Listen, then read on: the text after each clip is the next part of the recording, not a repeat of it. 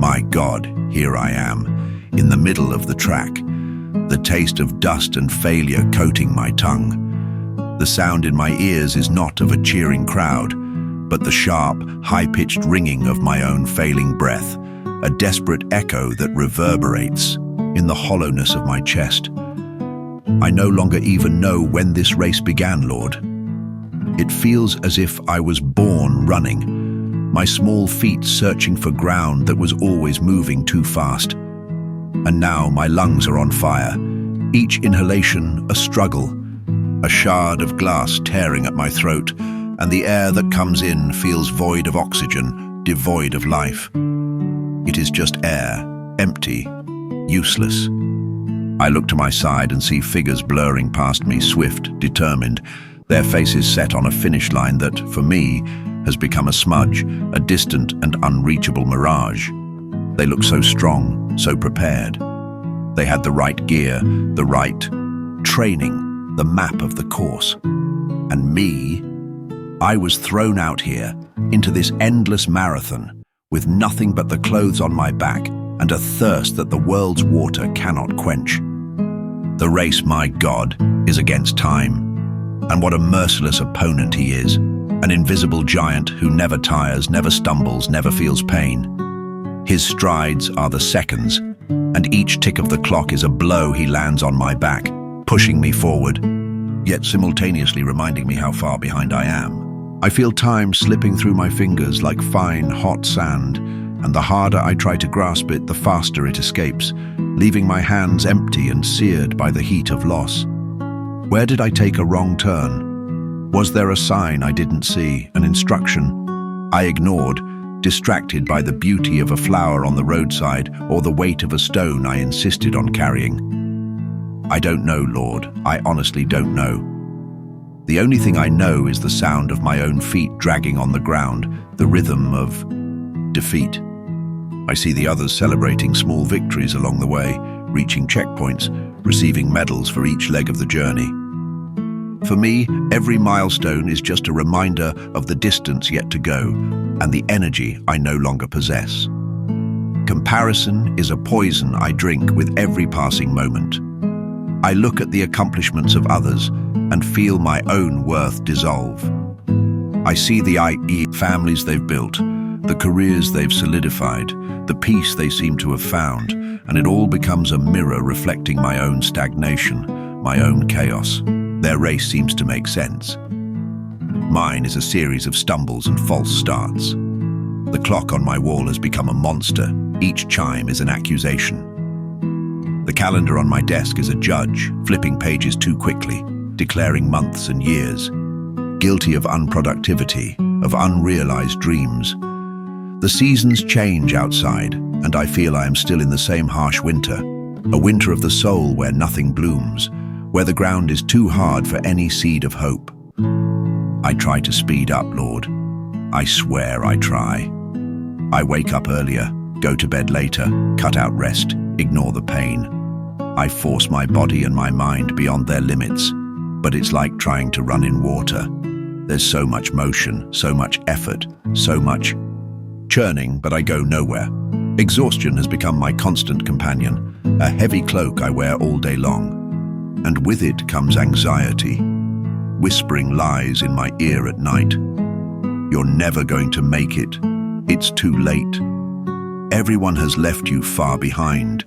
Just give up. No one will even notice. And the worst part, my God, is that a part of me believes these lies. The part that feels the aching muscles, the part that sees the lines in the mirror, the part that counts the lost opportunities. I feel like I've already lost the race. That's the truth. I'm confessing to you, in the silence of my exhausted heart, that I have no more strength to compete. The finish line might be just around the next bend, but for me, it might as well be in another galaxy.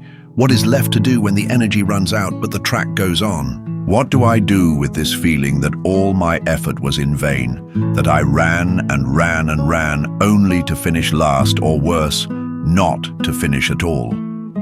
I kneel here, on the shoulder of this road, while the others continue their journey. I have no more breath to cry out, so I whisper. I have no more tears to shed, so I let my soul lie barren before you. I raise my hands, not in a sign of victory, but in total surrender. I am not surrendering to time, nor to despair. I am surrendering to you, because I no longer know where to run except into your arms.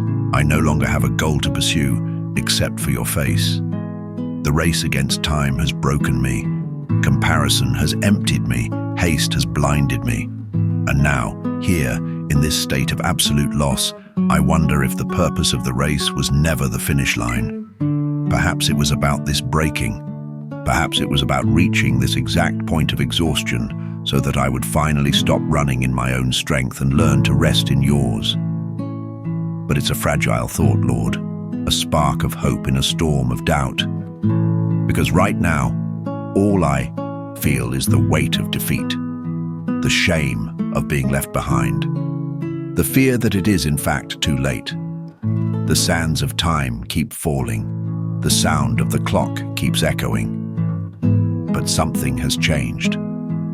I have stopped. I have stopped looking ahead at the unreachable line. I have stopped looking to the sides at the other competitors. And for the first time, in the midst of my failure, I am looking up. And it is here, in this place of loss, that my true prayer begins. My God, this silence after stopping is almost more deafening than the noise of the race. Now that the sound of my dragging feet has ceased, I can hear what the speed used to muffle.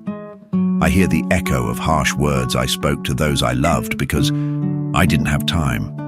I hear the lost opportunities for an embrace, a long conversation, a shoulder I didn't offer because my schedule was more important. Each of these memories is a ghost that now sits beside me here on the roadside, looking at me with a sadness that pierces my soul. They don't accuse me, no. Their gaze is one of pure loss. The loss of what could have been if I hadn't been so obsessed with the finish line. And I ask you, Lord, what finish line was that? Who painted it on the ground of my life and told me that crossing it was my sole purpose? Was it you? Or was it the world, with its loud voices and its cruel rules? Of success and failure, I think I already know the answer. Your voice was always a whisper, an invitation to rest, a call to walk beside you, not to run desperately ahead of you. But I didn't listen. I was addicted to the adrenaline of urgency, to the false sense of importance that busyness gave me. Being busy was my badge of honor. Being tired was proof of my effort. And now the tiredness proves nothing. It only reveals how foolish I was, trading substance for varnish, gold for brass. I remember mornings when the sunlight would stream through the window, a clear, golden invitation to gratitude, to calm, and I would shut the curtains, annoyed, because the light meant the start of another day of struggle, another lap on this grueling track. I cursed the sunrise, my God. I ask your forgiveness for that. I turned the gift of a new day into a countdown to exhaustion. And the sand of time, the sand that slipped through my fingers, wasn't just the future I was losing. It was the present I was crushing under my feet in my haste to get to a place that might not even exist. Looking back at the path I've traveled, I don't see a trail of glory, but a trail of dust and broken things. Pieces of relationships, fragments of my own health, shards of dreams I myself threw to the ground because they were too heavy for the speed I wanted to maintain. I wanted to run light, but I emptied myself of what truly mattered. What a tragic irony, Lord. And now, standing still, I feel the weight of everything I left behind. It's a different weight from physical fatigue. It's the weight of the soul, the density of regret. I see the others passing by, and the envy I used to feel is turning into something else, a kind of compassion. I see the same anxiety in their eyes, the same tension in their shoulders.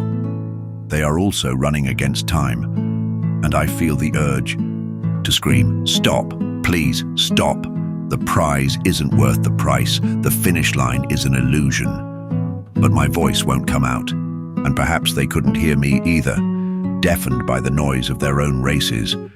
So I pray for them in silence. I pray they find a reason to stop that is less painful than mine.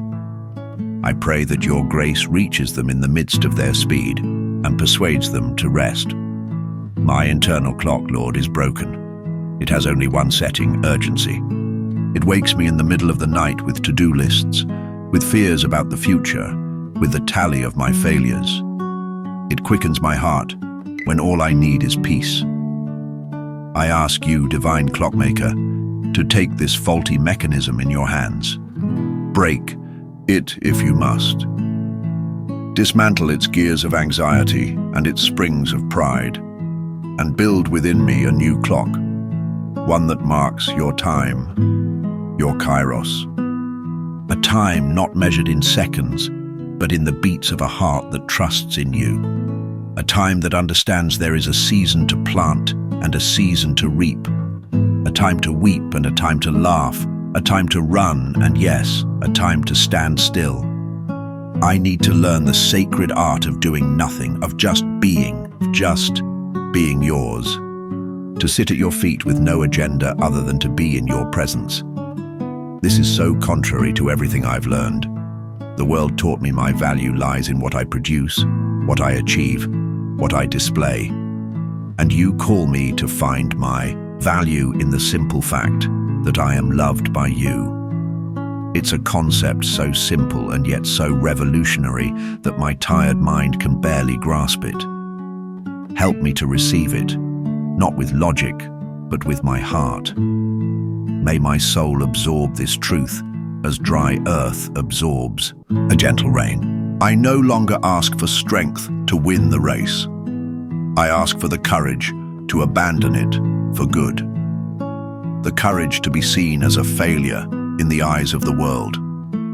The courage to redefine success on your terms.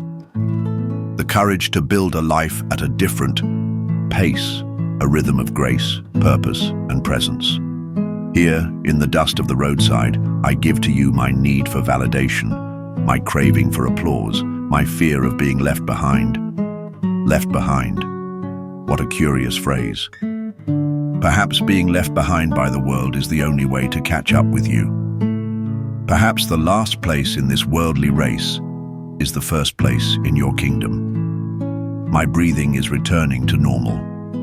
The stabbing pains in my chest are subsiding. The air I draw in no longer feels so empty.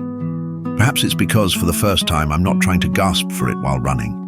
I am simply receiving it here still.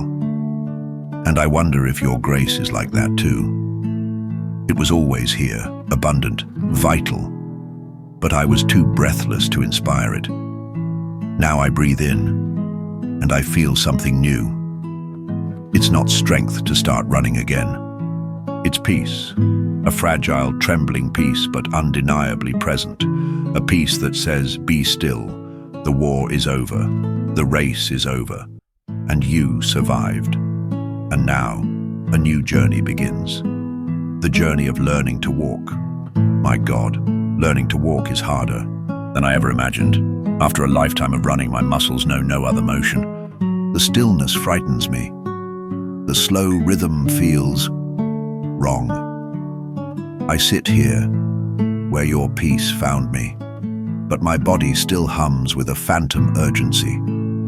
I close my eyes to pray and my mind bolts, making to-do lists, planning escape routes back to the track. The race is in my blood, Lord. A fever that subsides but threatens to return at the slightest sign of carelessness. The voices of the world didn't stop just because I did. I hear them on the wind, in the ringing phone, in the incoming messages. Where are you? What have you been doing? So-and-so achieved this.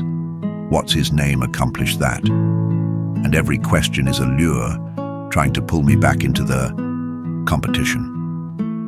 A part of me, the part addicted to approval, wants to shout back an answer. It wants to invent some grand achievement, to prove that I'm not idle, that I'm not a loser. I fight this part of me, Lord, but it is strong. It knows all my weaknesses. It reminds me of bills to pay, of the time I am wasting, of the expectations of others. It paints my stillness as laziness, my reflection as uselessness. Help me to silence this voice with your truth. Help me build an inner sanctuary where these accusations cannot enter. I asked you for the courage to abandon the race, and now I ask you for the perseverance to stay off it. Because there are moments, my God, when the side of the road feels too lonely. I see the others still running, and for a terrible instant, I feel a pang of nostalgia, not for the pain or the exhaustion, but for the apparent simplicity of that goal. There was a target, a direction, a clear purpose, even if it was a false one. Now my purpose is to walk with you, but the path ahead seems hazy, with no signs, no mile markers. And I'm afraid of getting lost in a new way. Not lost in speed, but lost in aimlessness. Guide me, Lord. Be my compass, my map, my true north. Let my feet follow your footprints, even if they lead me through strange valleys and down paths the world's logic would advise against. Teach me to trust that as long as I am with you, I am on the right path, no matter how slow or winding it may seem. I need new eyes. My old eyes were trained to focus only on the finish line, and so they saw nothing along the way. Everything was a blur, an obstacle to be overcome. Now I ask you, touch my eyes, heal my vision, open them to the beauty I ignored for so long. I want to see the colors of the sunset and truly see them, not just log them as the end of another day. I want to hear a child's laughter and receive it as a melody from heaven, not as a distraction. I want to feel the texture of bread in my hands and be grateful for my food, not just swallow it in a rush to save time. Show me the sanctity of the ordinary, your presence hidden in the small details of life. I ran so hard in search of great miracles, of spectacular events that would prove your power, that I became blind to the silent miracles that happen every second.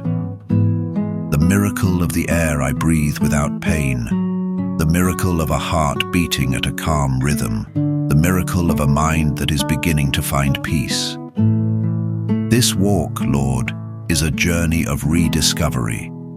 I am rediscovering the world around me, but I'm also rediscovering myself. Who am I without my hurry? Who am I without my list of achievements? My identity was so intertwined with my performance that now, without it, I feel naked, vulnerable. I present myself to you this way, stripped of all the titles and trophies the world gave me, and that I polished with such zeal. I am not the fast one, the efficient one, the successful one. I am just yours. Repeat that to my soul until it believes it. Whisper it to my spirit until that truth becomes my new identity, the only one that matters. And time, my God, time. Our relationship is changing. It is no longer the executioner that chased me. Now it feels more like a space you give me each day as a gift, a space to be filled, not with tasks, but with life, with grace, with love, with your presence. Help me to honor this space. Help me not to desecrate it with the old hurry and the old anxiety. May I enter each hour not with the question, what do I have to do, but with the question, Lord, what do you want to live with me in this hour? That changes everything. It transforms time from a commodity to be spent into a sacrament to be lived. And the past, with all its weight of a lost race and wasted time, what do I do with it? I give it to you. I place in your potter's hands every second I ran in vain, every opportunity I missed.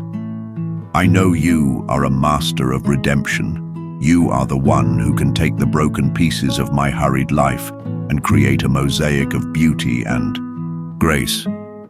Nothing is ever truly lost to you. You can redeem my time. Not necessarily by giving me more years of life, but by filling my remaining days with more life, with more of you. May my past not be an anchor that holds me to guilt, but a lesson that propels me toward gratitude. Gratitude that you stopped me. Gratitude for this second chance, not to run better, but to live better. The journey is slow. Some days I take 2 steps forward and 1 step back. Some days the temptation to look at the clock is almost unbearable, but I am no longer alone on the track. I feel your presence beside me, not as a coach shouting orders, but as a friend who walks alongside, matching his pace to mine, offering a hand when I stumble. And that is all I need.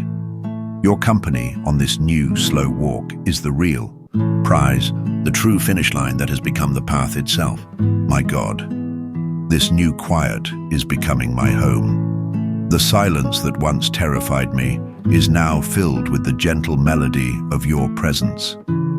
What I once called defeat, I now understand was the most spectacular rescue my soul could ever experience. I had to lose the race the world applauded to find the victory that heaven celebrates in silence. What incomprehensible mercy you have to use our failures as gateways to your grace. You did not wait for me at the finish line with a medal. You met me in the dust of my collapse, held out your hand, and did not help me up to start running again. No, you sat beside me in the dirt, waited for my breath to return, for my tears to cease, and whispered to my heart that the race was over, and that true love does not impose conditions of speed or performance. Your love, I realize now, is the resting place itself. It is not the prize after the struggle. It is the strength that sustains us to abandon the wrong struggles. I thought time was my enemy, a relentless tyrant. But walking with you, I see that time is a gift, a fertile field you give me with each dawn, and the seed you call me to plant is not that of anxious productivity, but of faithful presence. Presence to you, presence to others, presence to my own soul. Each moment is no longer 1 second less, but one more opportunity. An opportunity to love, to forgive, to see beauty, to be grateful.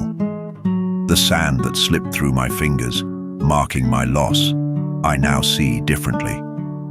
I see it as the sacred ground on which I walk with you, each grain an instant blessed by your company. The clock, that monster on the wall, no longer dictates the rules. Its ticking has become just a background sound, like the rain falling outside, while we are safe and warm indoors. The rhythm that governs my life now is that of your grace, a rhythm that has space for the pause, for the sigh, for contemplation. A rhythm that understands that often the greatest progress happens when we are on our knees, in complete stillness. Lord, I never want to go back to the old track. I renounce the adrenaline of urgency, the validation of applause, the competition that poisons the spirit. My race is now a different one. It is not a race against time, but a pilgrimage through time towards eternity with you.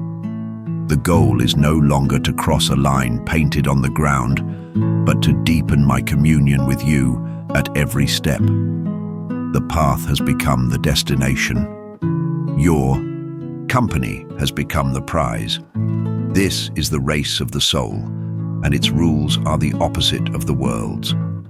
In it, one decreases to grow, one loses to find, one surrenders to conquer, one stops to advance. And the source of energy is not ambition, but gratitude. And for that, I thank you. I thank you for the exhaustion that forced me to stop. I thank you for the aches that made me seek the true healer. I thank you for the feeling of being lost, which led me to search for the true guide. I thank you for the failure that crushed my pride and made room for your humility to reign in me. I thank you for every figure that rushed past me in the race, for the loneliness I felt pushed me into your unfailing company. I thank you for the race I lost, because only then could I begin the journey that truly matters. From now on, I know there will be days when the echo of the old track will try to tempt me. The siren of urgency will sound again. The fear of being irrelevant will try to settle in my heart. On those days, I ask you to remind me of this moment, of this encounter in the dust, of this truth I learned in the hardest and most beautiful way, that my worth is not in the speed of my feet, but in the steadfastness of your hand holding mine. My prayer now extends beyond myself. I look out at the road and see so many others running as I once ran. I see the same anguish in their faces, the same desperation not to fall behind. My heart aches for them, Lord, because I know the price they are paying. I ask you for them. Send your spirit like a gentle breeze to cool their sweating faces. Whisper to their hearts that there is another way. Create in their lives a circumstance for stopping, a gentle one if possible, so they too can discover the joy of abandoning the race. May my peace, the peace you have given me, somehow overflow and touch them. May my slowness be a silent yet powerful testimony that there is a richer, deeper way to live. I commit before you to cultivate this garden of quietness, to water it daily with prayer, to pull out the weeds of haste and comparison, and to live under the sun of your grace. My only ambition now is that at the end of my days, people will not say, he ran fast, he went far, but that they might say, he walked with God. That is the only biography I desire. The race is over. The walk has begun. And I have never felt so free, so light, and so profoundly at home. Thank you, my God. Thank you for letting me lose, so that I could finally find myself in you. Amen.